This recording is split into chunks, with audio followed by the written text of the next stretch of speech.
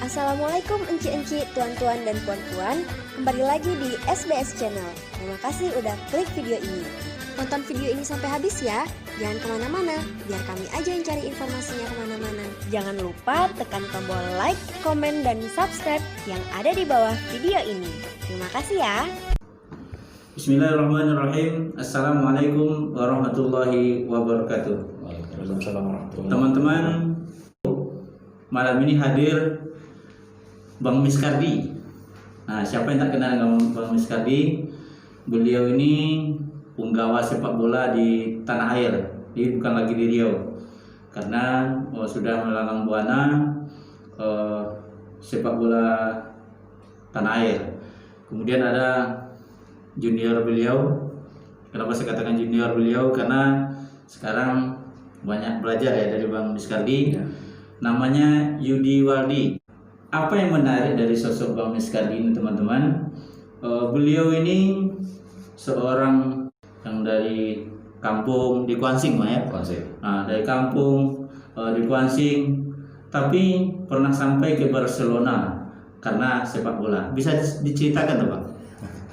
Baik, Assalamualaikum warahmatullahi wabarakatuh. Waalaikumsalam warahmatullahi wabarakatuh. Terima kasih Bang Samsul Bahri Samin telah mengundang kita di studio ini. Merupakan suatu kebanggaan bagi kita bisa berbagi cerita. Mudah-mudahan ini menjadi motivasi bagi anak-anak muda di Riau untuk mengambil sepak bola sebagai profesi, sebagai jalan hidup. Baik Bang Samsul, ini mungkin jalan Tuhan kepada kita. Allah untuk memberikan jalan kemudahan kepada kita sehingga kita sampai ke Barcelona. Jadi ceritanya pada tahun 2010 itu, ketika itu kita diundang dari Riau untuk ikut ke Barcelona. Kemudian waktu itu kita punya pilihan dua, karena kita juga ditawari untuk mengambil waktu itu kan lisensi A nasional. Ya? Sebagai pelatih tuh. Sebagai pelatih. Jadi kita mau ngambil A, kemudian kita berpikir mengambil A atau pergi Barcelona. Kepikiran kita waktu itu mengambil A mungkin masih ada. Tapi kalau Barcelona mungkin ini kan peluang yang sangat apalah untuk kita luar biasa, jarang ya, langka lah dapatnya. Jadi ada 6 pelatih yang kita berangkat waktu itu. Ada Iwan Setiawan, ada Aji Santoso, ada Ganesha Putra, ada Blitz Traigan, kemudian itu yang dari Spanyol yang sudah jadi warga negara Indonesia. Jadi kita sempat 21 hari lah di Barcelona. Di Fundación Marcet, yaitu akademi sepak bola usia muda yang aliansinya memang ke klubnya Espanyol waktu itu. Itu kira-kira. Kok bisa itu? Kok bisa ke Barcelona? Satu-satunya dari Riau itu saya. Jadi mungkin kita mempunyai komitmen membangun sepak bola, dan itu mungkin menurut penilaian teman-teman di Jakarta, mungkin kita sebagai orang-orang yang terus berkontribusi untuk sepak bola usia muda. Karena di samping pelatih tadi yang pergi, juga ada pemain usia muda. Salah satunya itu yang pemain tim nasional Indonesia U19 kemarin, Rapli Mursalin. Ketika itu usianya 11 tahun. Nah, itu dia pergi. Jadi kita dinilai mungkin orang yang orang yang punya passion untuk usia muda, sehingga kita ditawari untuk berangkat. Jadi waktu itu abang latih apa itu waktu itu? 2010 itu kita melatih PSPS U21. U21 ya. Nanti PSPS U21 kita melatih. Ada juga kita waktu itu kan juga SMA olahraga. Kita waktu SMA olahraga baru berdiri 2009. Nah, kita juga pelatihnya. Kemudian kita waktu 2009 itu mengambil lisensi B nasional, makanya kenal dengan teman-teman. Tapi memang ketika kita pergi ke Barcelona, ongkos pesawatnya memang pribadi. Nah, kita ditanggung oleh pribadi. Kemudian tapi selama di Barcelona kita ditanggung mau penginapan, makan, walaupun di base campnya Fundasan Marseille. Apa yang paling berharga yang bisa membuat balik dari Barcelona itu untuk sepak bola di tanah air? Sebenarnya kalau dibanding kita dengan mereka, yang paling membedakannya itu adalah di etos kerja. Di etos kerja, mereka betul-betul passionnya di sepak bola. Kemudian mereka memang anak-anak di sana memang dilatih untuk mandiri. Salah satu contohnya gini, di sana luas, jadi pekarangannya luas. Kemudian dari areal parkir itu ada sekitar 500 meter, 300-500 meter lah untuk anak-anak jalan kaki.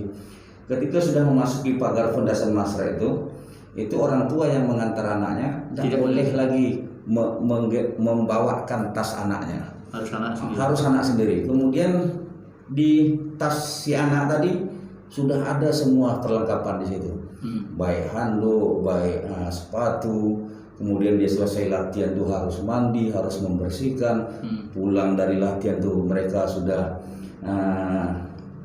bersih. Jadi tidak kayak anak kita. Kalau anak kita kadang-kadang bang pakai baju naik mobil pakai baju SSB, dia latihan dia pulang pakai baju itu. Jadi di sana tidak ada seperti itu. Jadi mereka pergi latihan pakai baju jaket misalnya atau baju kaos biasa, sampai di lapangan dia harus ganti, kemudian dia selesai latihan harus mandi.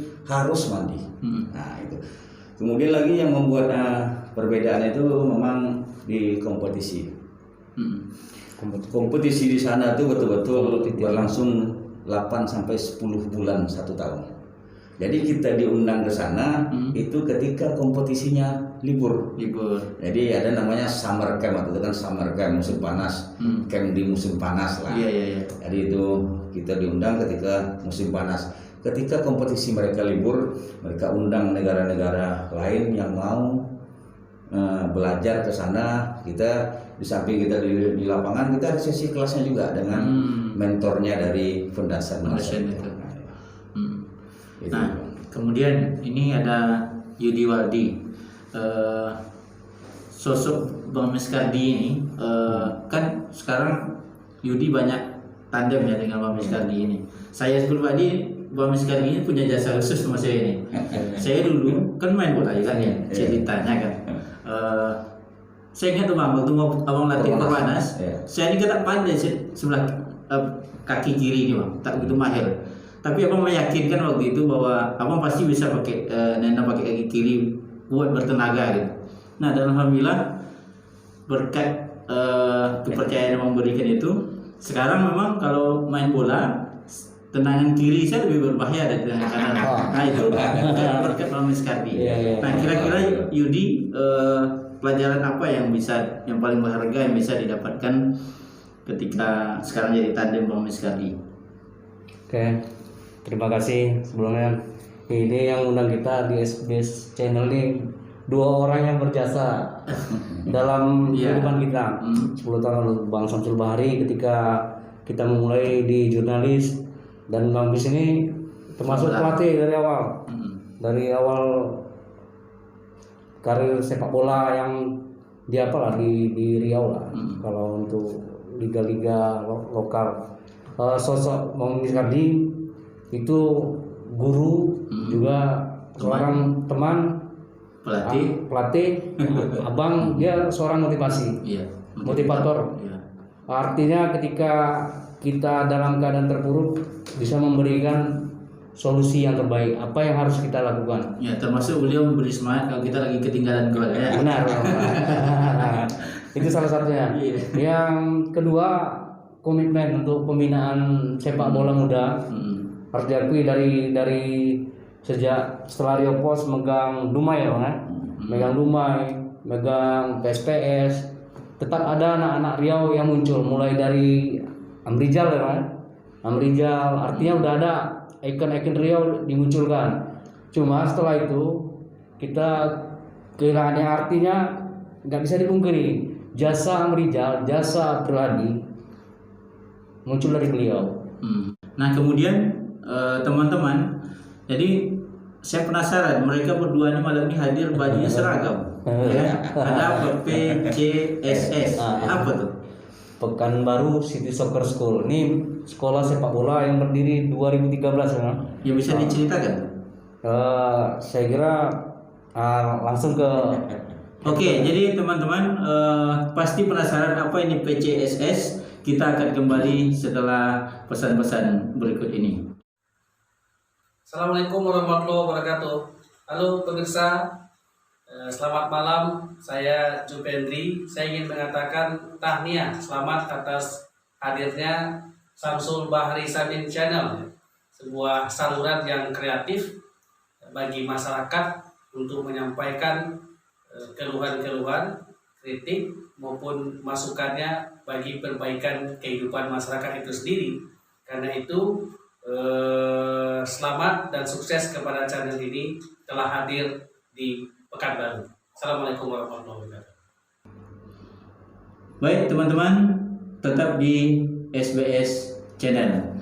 Dan bagi yang belum subscribe, silakan tekan tombol subscribe warna merah yang ada di bawah video ini. Nah, kembali kita lanjutkan perbincangan kita tentang PCSS, Pekanbaru City Soccer School. Bisa diceritakan ini sejarah dirinya PCSS ini? Baik Bang. Sekarang masalah kita bagaimana mula berdirinya PCSS. Pertama memang karena kita punya passion, punya cita-cita yang besar di sepak bola, kita harus bisa menyalurkan itu dengan membuat tim sendiri. Mimpi kita memang besar. Besar bukan hanya SSB, nanti mudah-mudahan kita ini bisa melanjutkan ke Liga 3, Liga 2 dan Liga 1. Jadi mimpi kita bagaimana kita mempunyai SSB kecil dengan mimpi besar. Tim yang tempatnya bernaung, tempatnya kita menciptakan pemain-pemain berkualitas.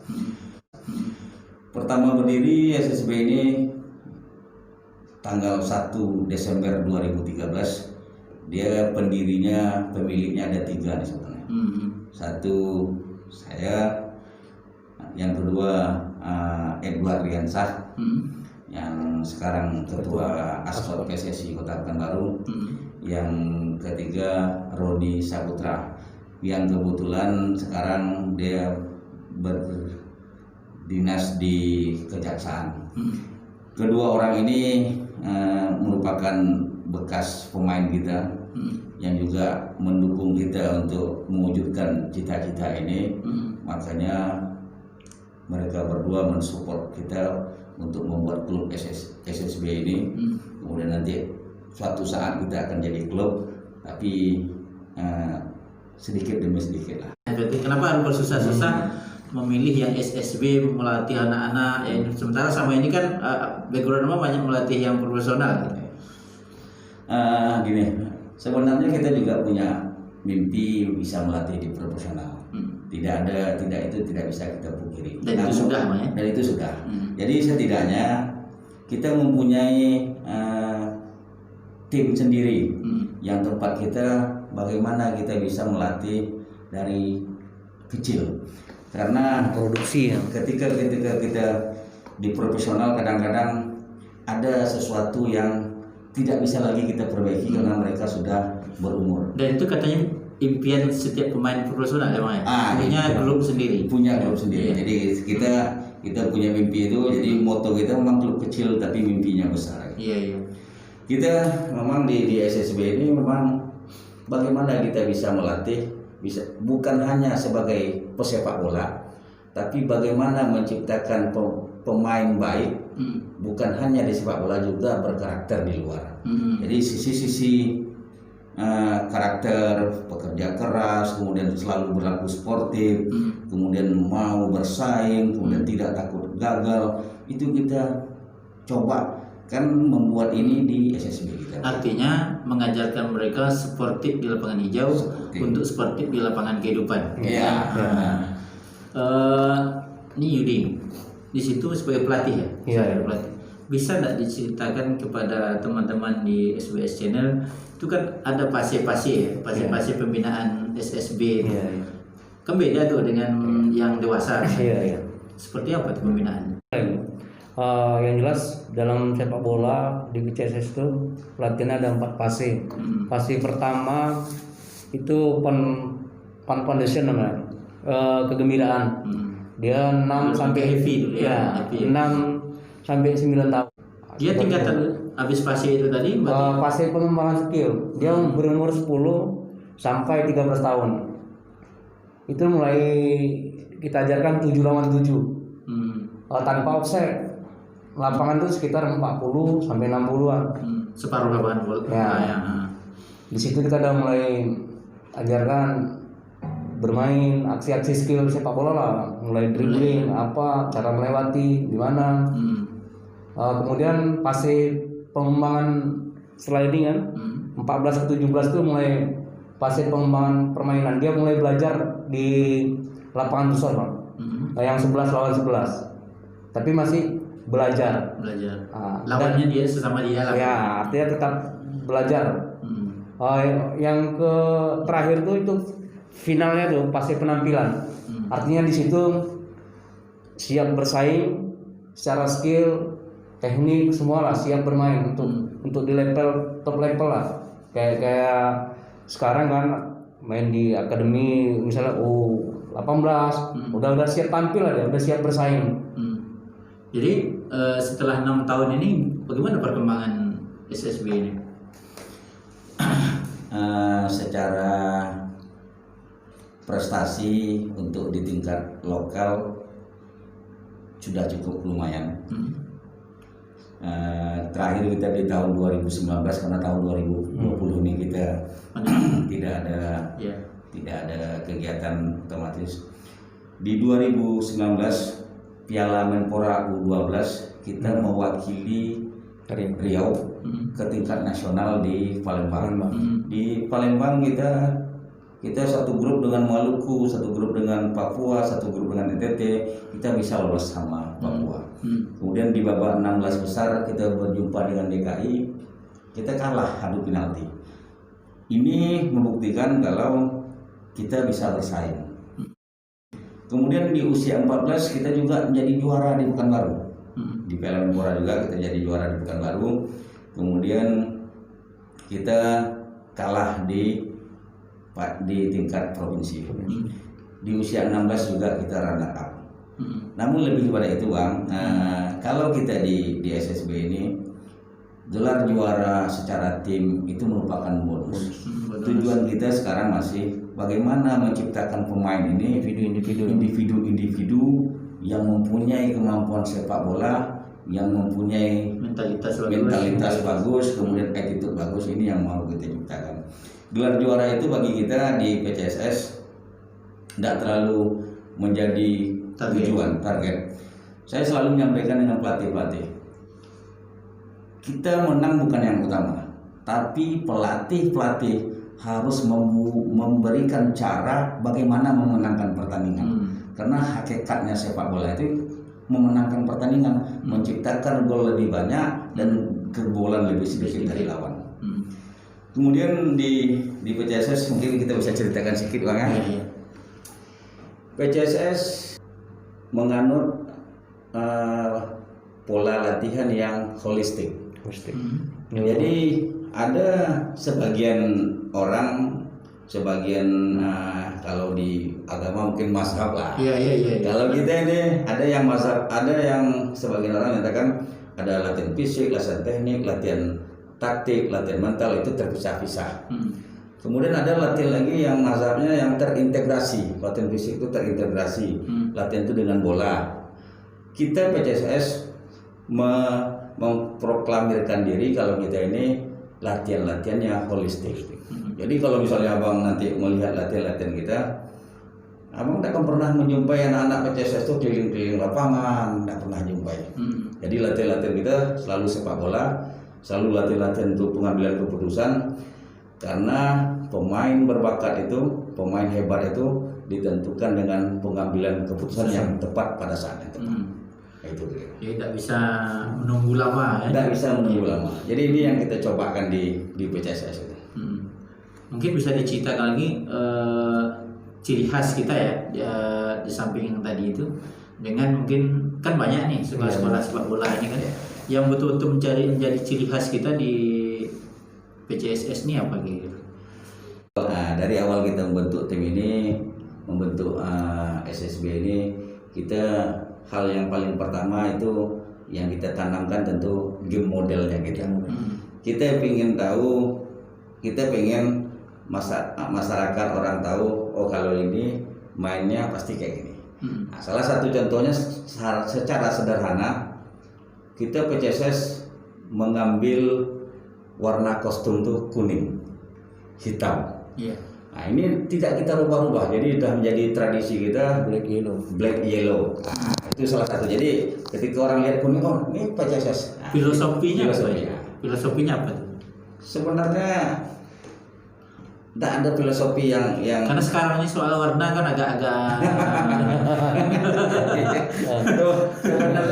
sebenarnya kalau masalah apalagi soal politik kan. pilihan warna Makanya sekarang pakai hitam takut kalau pilihan warna tidak ada menyangkut dengan partai politik, tapi memang kita melihat karena kita ini orang Riau, kemudian ada lancang kuning, kemudian itu kita mengambil filosofi udah kalau kuning. Nah, jadi hanya itu aja. Jadi dari sini kita mulai dulu masalah pemilihan ciri khas kita di warna kostum. Kemudian di masalah latihan, masalah bertanding, kita selalu menekankan bagaimana kita ini bisa membangun serangan dari bawah. Filosofi kita bagaimana kita membangun serangan dari bawah.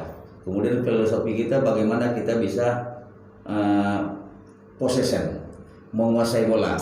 Kemudian bagaimana kita ini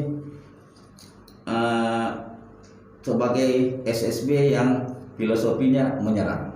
Jadi misalnya kalau di dunia kan ada Mourinho yang suka bertahan, kemudian ada Guardiola yang suka menyerang. Jadi kita mengambil, karena kita mungkin mantan penyerang, jadi kita mau tim kita nih menyerang. Ini yang kita coba tanamkan. Jadi kalau di dalam proses latihan ini memang di SSB kita setiap kali latihan itu memang kita siapkan untuk pelatih-pelatih. Proses latihan yang kita kasihkan itu memang porsi menyerang tuh jauh lebih banyak, lebih besar ketimbang. Tapi yang paling saya ingat dari abang dulu bahwa prinsip main sepak bola itu ketika bola dengan kita nyerang. Tapi ketika kehilangan bola bertahan. Jadi ini walaupun tadi filosofi kita menyerang, namun kita tidak bisa menutupi sepak bola itu ada 3 momen. Orang ada bilang 4 momen, ada 5 momen. Jadi momen pertama itu tuh menguasai bola, menyerang. Momen kedua tidak menguasai bola, bertahan. Kemudian transisi ketika dari menyerang ke bertahan. Kemudian dari bertahan ke menyerang, transisi positif. Yang kelima ada orang bilang set piece. Tapi kalau kita di PCSS maunya bilang 3. Menyerang, bertahan, transisi. Ketika kita menyerang, itu kita mau semuanya ikut menyerang. Maksud semua itu semuanya terlibat. Ketika center back tentu tidak mungkin dia ke depan, tapi setidaknya dia ini membantu baik secara komunikasi atau secara posisi untuk menyiapkan ketika tiba-tiba misalnya kita kalah bola. Namun ketika kita hilang bola, filosofi yang kita ajarkan di PCSS itu bagaimana merebut secepatnya. Merebut situasional. Kita akui memang karena kita ini SSB yang berbayar, bukan pilihan dari yang terbaik. Ini merupakan tantangan tersendiri bagi pelatih-pelatih. Saya sebagai pemilik dan juga sebagai direktur teknis yang mengatur secara teknis semua, mengapresiasi kerja teman-teman ini. Semangat, passion. Kemudian yang kedua, saya menyampaikan dengan pelatih-pelatih, tidak ada yang protes wasit. Jadi di PCSS itu tidak akan ada yang protes wasit. Itu kita tanamkan dari sekarang. Bagian dari sportivitas. Bagian dari baik pemain sportivitas maupun pelatih. Karena bagi kita kalau tidak ada wasit, tidak jalan. Nggak jalan pertandingan. Ya kan? Kita dah memproklamirkan diri untuk tidak menjadikan menang sebagai prioritas utama. Iya. Nah, tapi ini tentu kita harus aplikasikan dengan perbuatan. Salah satu bentuknya ya tidak ada protes wasit. Kita harus terima itu. Jadi ketika kalau misalnya ada, oh itu PCSS pernah protes wasit, itu insidentil. Tapi biasanya prinsip itu berbeda dengan supporter kita, Bang. Supporter tuh biar jelek main penting menang. Ya. Gimana? Karena katanya orang tua saya ingat tuh, orang katanya tua ditanya katanya bukan gimana mainnya cantik atau tidak, berapa golnya tercipta kan? Gimana tuh menyusun itu, Bang? Jadi gini, itu yang membedakan sepak bola usia muda dengan sepak bola profesional. Sepak bola profesional dia tidak penting proses, yang penting hasil. Main 2 kali 45 dia menang. Tidak penting dia bagaimana cara main, yang penting dia menang. Itu karena dia menyangkut hasil. Kalau kita di usia muda, kita kan bertumbuh. Anak-anak kita mau kita ajarkan. Kalau hanya sekedar menang, tentu kita cari. Itu banyak terjadi, kita cari orang yang back, yang punya tendangan kuat, tenang bom jauh, sehingga jauh dari gawang kita. Ini yang tidak kita mau di PCSS. Bahkan anak-anak PCSS bilang, kalau nanti tenang jauh, dia bilang jangan tenang jauh, marah Pak Mis nanti. Berarti udah ada mindsetnya. Sudah mindsetnya. Kita sebenarnya tidak melarang tenang jauh. Yang kita larang itu asal menendang. Oke, menarik apa yang disampaikan Mamis ini. Ya, maksud saya begini, sebagai pelatih, karena saya tahu karakter main dia kan back nih, ya kan, pemain back yang suka nendang kayak gini kan, gimana tuh menyesuaikan dengan keinginan Mamis tadi itu sebagai pelatih? Sebenarnya dalam proses belajar pasti ada yang sulit, Bang. Tapi yang jelas harus kita lakukan karena kita harus belajar mencoba. Kalau nggak dicoba, kapan lagi kan? Gagal, coba lagi kan? Kita dulu ketika belajar berjalan jatuh diri lagi. Nah, hari ini itu dibilang tadi perkembangan sepak bola kan makin lama makin berkembang. Kita belajar teknik ini atau ada lagi. Alasan kenapa melatih di PCSS itu satu, visi misinya jelas. Dia membentuk karakter pemain yang jelas satu kan. Yang kedua, kita nih kalau berhasil, kita sebagai pelatih produksi, bukan instan. Artinya orang ini menjalani proses. Kalau dibilang wah nendang ini, memang itu harus dirubah. Dan kita mengajarkan untuk back karena kita dulu kan kalau kita kan ketika di persawahan buang. Nah kalau kita sekarang nggak kuasai bola, apalagi udah menang ya. Kalau sekarang tidak kuasai bola, ada lawan. Kalau kira-kira memang pasti bisa bola ke depan. Kalau memang bisa bermain ke belakang karena sekarang seorang penjaga gawang pun harus dituntut bisa untuk passing. Untuk memulai serangan sekarang dari penjaga gawang. Itu seperti dibilang Bang Mister kan harus dari lini ke lini. Memang udah penjaga gawang harus ikut bermain. Itulah tadi yang dari mulai pase ke pase diajari, artinya dari awal dia dari pase belajar pengembangan skill udah dilakukan. Jadi pemantapannya di permainan 11 lawan 11 dan mantapnya lagi pas ketika pase penampilan. Itulah udah sering dilakukan. Insya Allah bisa. Artinya dia kan membutuhkan jam terbang, mungkin kompetisi seperti Bang Mis kan bilang kompetisi mungkin yang lebih kompetitif. Oke. Cerita sepak bola sekarang kan bukan hanya sebuah pertandingan, bukan hanya cerita gol, siapa menang siapa kalah, Bang. Sepak bola sekarang sudah jadi industri. Nah, salah satu yang ada di sepak bola profesional itu adalah entertain. Artinya orang nonton tuh enak gitu kan. Itu hiburan. Gimana kita menciptakan itu? Artinya ada ciri khas permainan, misalnya kan kalau kita tengok sepak bola dunia misalnya, nonton Barcelona dengan Juventus misalnya kan beda tuh irama mainnya kan gitu kan. Itu kalau di PCSS seperti apa kita buat kayak irama entertain? Yang pertama itu orang selalu pengen datang ke lapangan tuh untuk lihat gol. Kemudian untuk bisa lihat gol itu kita menyerang. Kita karena sekali lagi saya sampaikan tadi kemarin kita ini bekas penyerang, jadi kita mau tim kita menyerang. Kemudian kalau menyerang tentu kita menguasai bola. Kita melihat itu banyak orang yang mencintai Barcelona karena mainnya menguasai bola atau orang namakan itu tiki taka. Menguasai bola. Nah, tiki taka. Kemudian hampir tim-tim menyerang dulu kita sebetulnya pengagum Arsenal. Kebetulan dilatih Barcelona juga sekarang kan. Arsene Wenger. Jadi memang kita pengen mainnya menyerang karena dengan menyerang dengan menguasai bola itu sedikit terhibur ketimbang tendang jauh bol lari buat satu tim. Nah ini enggak jadi apa kita lah. Ibarat kalau nontonnya berbayar rugi beli tiket. Kita menghibur lah. Nyaman ya. Taunya pemain belakang sama kayak nonton tinju 3 kali tinju KO kan rugi beli tiket. Gitu. Habis itu lagi mungkin gini.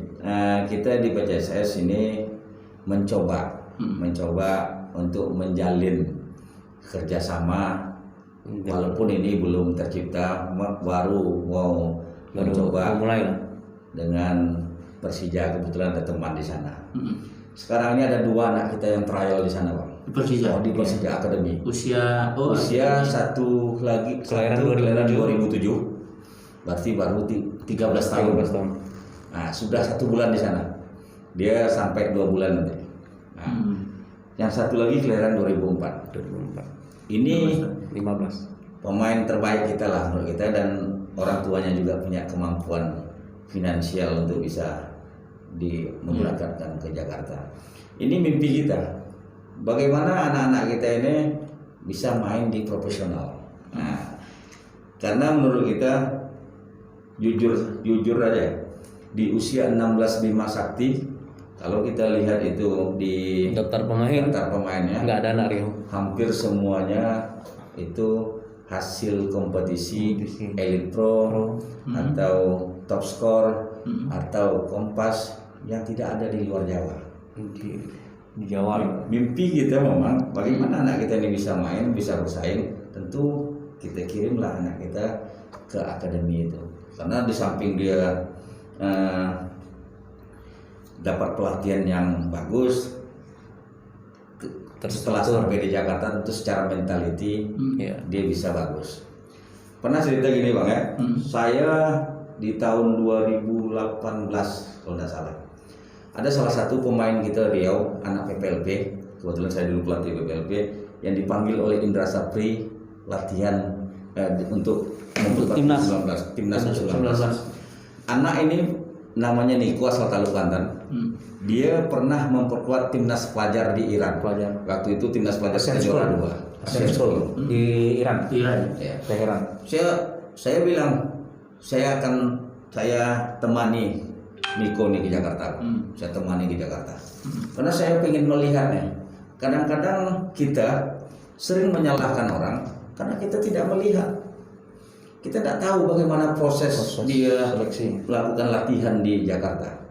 Saya temani dia. Waktu itu seleksinya latihannya di komplek tentara. Saya lihat hari pertama dia latihan, saya bilang ini seminggu lagi ini pulang. Serba salah.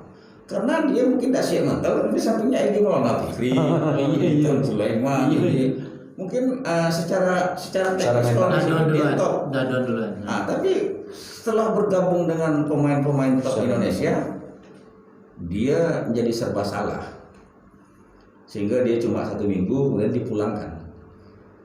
Waktu itu Indra Sapri bilang, Miss, coba suruh dia ke Bali United. Saya masih yakin. Kata-kata Indra Sapri saya masih ingat. Waktu itu Bang Indra di Bali United. Tidak, di timnas. Oh. Saya yakin dia ini bagus. Saya yakin dia ini butuh waktu untuk bisa menunjukkan kemampuannya. Tapi sayangnya saya di timnas nasional tidak punya banyak waktu untuk melihat dia. Makanya dia ini titip sini dulu biar nampak dia berkembang, biar saya panggil lagi. Itu kata Bang Indra. Ini yang membuat saya di PCSS berpikir anak-anak yang terbaik saya tawarkan. Mau trial ke Jakarta, mau trial ke Semarang, kita coba. Karena bagi kita dengan biaya sendiri mereka bisa terakhir, mereka bisa bagus, mereka bisa bersaing di pusatnya itu Pak. Untuk melatih mentality ya. Nah ini yang kita cobakan di BJSS di samping. Nanti abang kalau lihat, karena saya bilang ini bukan, saya pengen dalam pikiran saya ketika timnya main orang kata wah ini BJSS nih mainnya kayak gini nih. Iya. BJSS nih pasti dia mainnya possession nih, pasti ini nih. Nah kayak gitu. Iya. Pasti teratur. Kalau nggak teratur berarti pelatihnya salah. Kalau kalah menang itu hal yang biasa, tapi kalau kita main tidak teratur, konsep menyerang tidak dikuasai, konsep bertahan tidak dikuasai, transisi tidak dikuasai, berarti ada yang salah di proses latihan dan pelatih. Mungkin teman-teman SBS Channel mungkin mau tahu juga di mana home base kita. Jadi PCSS ini latihannya di Baterai A, Pangkalan Baterai militer. A, komplek militer. Kemudian latihannya setiap hari Rabu. Baterai A yang Baterai A. Baterai A sekarang namanya. Yang di Baterai P. Simpang 4 RK. dulu baterai P. Ya, Dulu Baterai P. Ya. Setiap hari Rabu sore, Jumat sore, Ahad pagi. Sabtu. Karena musim pandemi ini malah kita tambah ya di Sabtu pagi. Jadi 4 kali sekarang. Ya. Pembagian kelompok Pakai umur. kelompok umur jadi biar tidak menumpuk. Ini salah satu kita mensiasati Menjaga jarak. pandemi ini. Jadi kita latihan Rabu itu untuk usia 13 ke atas, 13, 14, 15 itu di Rabu dan Sabtu pagi, 2 kali. Oke. Dan di SBS Channel ini kita juga bebas mempromosikan apa saja, beriklan boleh. Itu syarat-syarat mau ikut PCSS apa-apa. Nah mungkin banyak kan teman-teman di SBS Channel punya anak mungkin berbakat, mungkin di kampung-kampung kan, nggak tahu caranya gimana bisa bergabung ke PCSS. Gimana tadi syarat-syaratnya? Nah, jadi di PCSS itu tadi latihannya di hari Rabu, Jumat, Sabtu pagi, sekarang Minggu pagi. Syaratnya memang hanya kakak, kemudian Membayar akte, registrasi. dan membayar registrasi.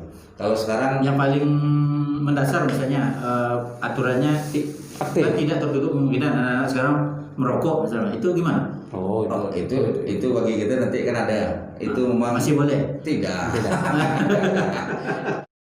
Jadi makanya kita pengen, kita bukan hanya di divisi kita bukan hanya menciptakan pemain yang baik, tapi menciptakan manusia yang baik. Artinya gini maksud saya, anak ini pemain bola, punya basic main bola, tapi terlanjur merokok itu maksudnya masih bisa kita terima. Nanti setelah kita terima baru kita ini kan masih bisa terima. Kalau dia merokok misalnya. Jadi kan gini. Ada kejadian gitu. Karena kita di SSB ini kan cuma waktunya 2 jam. 2 jam. Jadi untuk mengetahui kelakuan dia jelek buruk itu tentu tidak sampai di situ. Kalau misalnya dia ketahuan merokok, tentu kita kasih sanksi, kita kasih pencerahan, tidak langsung kita ponis. Kemarin ada loh, ibu yang nelpon, anaknya udah kita tunggu katanya mau datang, kita tanding, anaknya Termasuk udah pilihan, bayar. termasuk Udah pilihan. bayar kan? Pilihannya.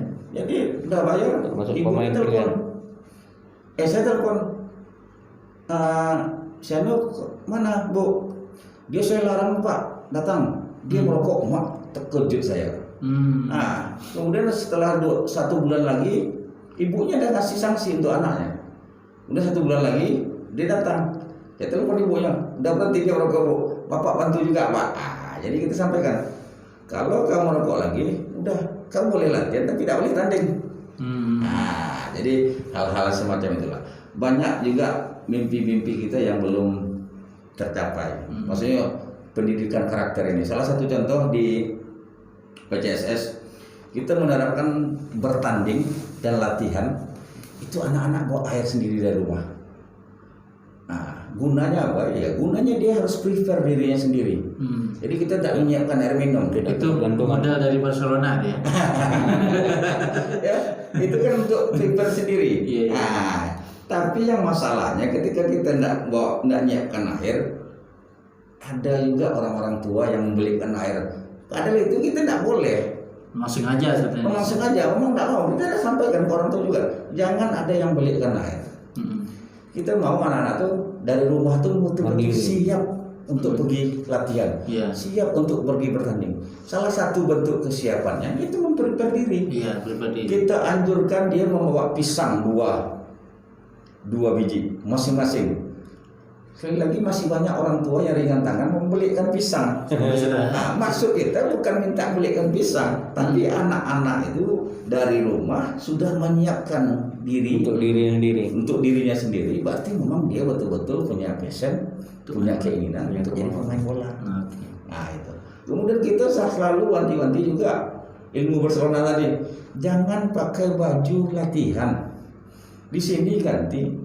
Di baterai A itu ada tempat. Iya ada. Nah, tapi ini belum ada.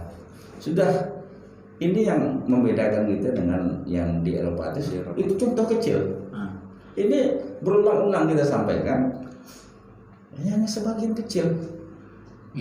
Maunya kita kan dia datang pakai baju biasa. Sekarang kan uang masuk kita 500.000. Dapat baju latihan 1 setel, kemudian dapat baju kaos hitam. Masuk kita itu untuk dia berangkat latihan. Nah, dia berangkat pakai baju itu, kemudian dia ganti pakai baju kuning. Profesional lah. Profesional. Nah itu. Ini kalau kita bawa ke sepak bola Indonesia, ini termasuk tak bagian dari sulitnya sepak bola Indonesia berkembang. Disiplin ini maksud saya. Jadi sekarang kan lagi heboh nih Bang, masalah makan, masalah goreng-gorengan. Itu kan Sintayong saking disiplinnya, kalau ketahuan kan bisa dicoret, nggak boleh makan goreng. Posting oleh Sintayong. Hal yang perlu kita garis bawahi, kalau goreng itu sebenarnya bukan hanya tidak bagus bagi pemain, bagi kita juga pelatih, bagi kita juga pengurus. Coba Abang bayangkan ketika kita pergi menghadiri salah satu rapat anggota organisasi olahraga terbesar, snacknya goreng. Snacknya goreng. Kemudian kita pengurus pelatih marah-marah dengan atlet makan goreng. Kita tidak mencontohkan. Dan itu terjadi, Pak. Dan itu terjadi. Jadi anak saya bilang gini, anak-anak lebih mudah mencontoh kelakuan bapaknya. Nah, anak-anak tidak akan sulit melakukan apa yang diomongkan orang tuanya. Oke, teman-teman SBS Channel, masih banyak hal-hal menarik yang akan kita bahas bersama Om Sandi dengan Yudi Waldi. Habis jeda iklan ini, kita akan bahas tentang sepak bola Indonesia, terutama Riau di masa pandemi. Makanya yang kemana-mana tetap di SBS Channel. Assalamualaikum enci-enci, tuan-tuan dan puan-puan. Kembali lagi di SBS Channel. Terima kasih udah klik video ini. Tonton video ini sampai habis ya. Jangan kemana-mana, biar kami aja yang cari informasinya kemana-mana. Jangan lupa tekan tombol like, komen, dan subscribe yang ada di bawah video ini. Terima kasih ya. Kita lanjutkan lagi perbincangan dengan Bang Miskardi dan Yudi Waldi, dua penggawa sepak bola di Riau. Nah, kali ini pada sesi ini akan kita bahas adalah bagaimana perkembangan persepak bolaan di tanah air di masa pandemi COVID-19 ini.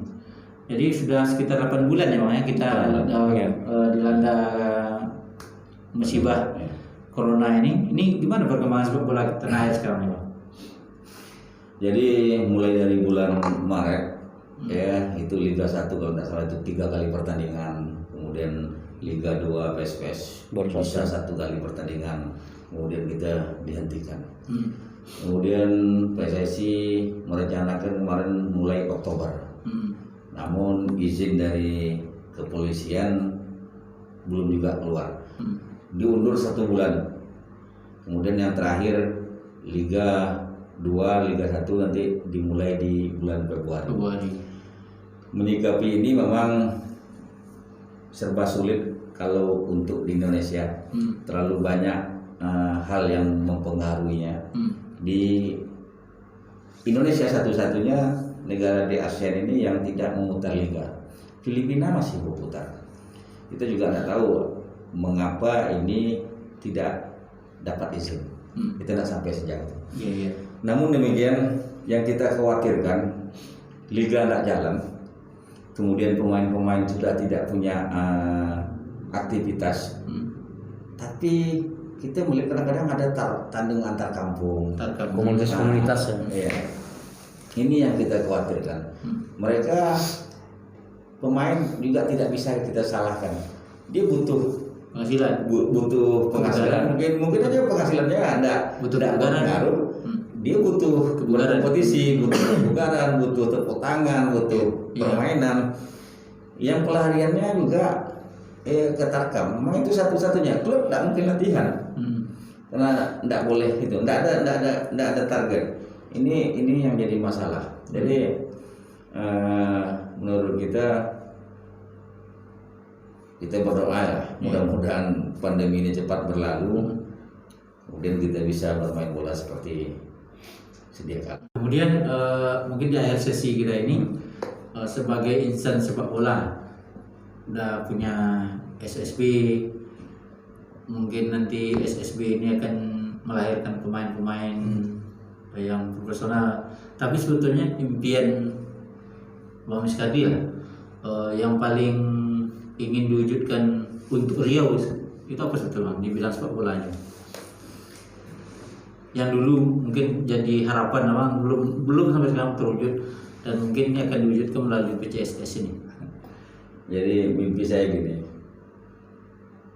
ketika saya pergi ke Bandung, saya telepon Supardi, saya diajak makan. Ketika saya di Palembang, saya telepon Amrizal, saya diajak makan ke empek-empek. Ketika saya pergi ke Jakarta, saya tidak punya lagi telepon. Tidak ada orang Pekanbaru di situ. Ketika saya ke Surabaya, tidak ada lagi bisa kita telepon. Impian saya, bagaimana anak-anak Pekanbaru ini ada di anak Riau, ada di semua tim, ya, sehingga ketika kita pergi ke daerah, ada orang ada keluarga.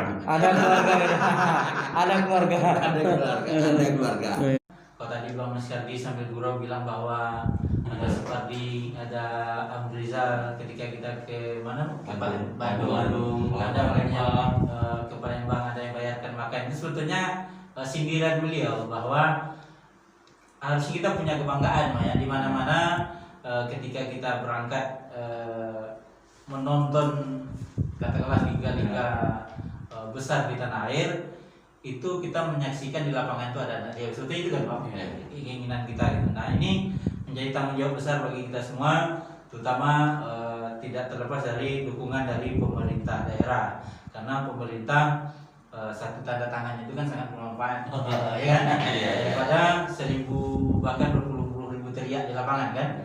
Nah dengan satu tanda tangannya itu akan sangat berpengaruh bagi dunia olahraga, terutama persepak bolaan di tanah air. Kita masih ingat bagaimana dulu sepak bola tanah air sempat dihebohkan ketika zaman Pak Saleh Jasid, Pak ya. Seluruh pemain-pemain nasional diboyong ke Riau. Nah, artinya ketika kepala daerah punya perhatian yang luar biasa terhadap olahraga, terutama sepak bola ini, bisa merubah kondisi sepak bola atau kondisi olahraga secara umum di satu daerah. Nah, karena ini momen pemilihan kepala daerah Desember, ya Bang. Nah, Desember 2020 ini sejumlah daerah di Riau akan melakukan pemilihan kepala daerah. Kita berharap juga kepada calon-calon kepala daerah yang terpilih punya perhatian yang luar biasa terhadap olahraga di Riau, khususnya cabang sepak bola. Seperti apa tadi yang sudah disampaikan kondisi realnya oleh Bang Miskadi dan Yudi Waldi. Terima kasih teman-teman, tetap di SBS Channel, saksikan video-video berikutnya. Insya Allah kita akan senantiasa menyampaikan informasi-informasi yang bermanfaat bagi teman-teman semua. Sekali lagi, bagi yang belum subscribe channel SBS Channel ini, maka silakan tekan tombol subscribe warna merah yang ada di bawah video ini. Terima kasih, sampai jumpa. Assalamualaikum warahmatullahi wabarakatuh. Salam olahraga. Ya. Ini dia. Assalamualaikum enci-enci, tuan-tuan dan puan-puan. Kembali lagi di SBS Channel. Terima kasih udah klik video ini. Tonton video ini sampai habis ya. Jangan kemana-mana, biar kami aja yang cari informasinya kemana-mana. Jangan lupa tekan tombol like, komen, dan subscribe yang ada di bawah video ini.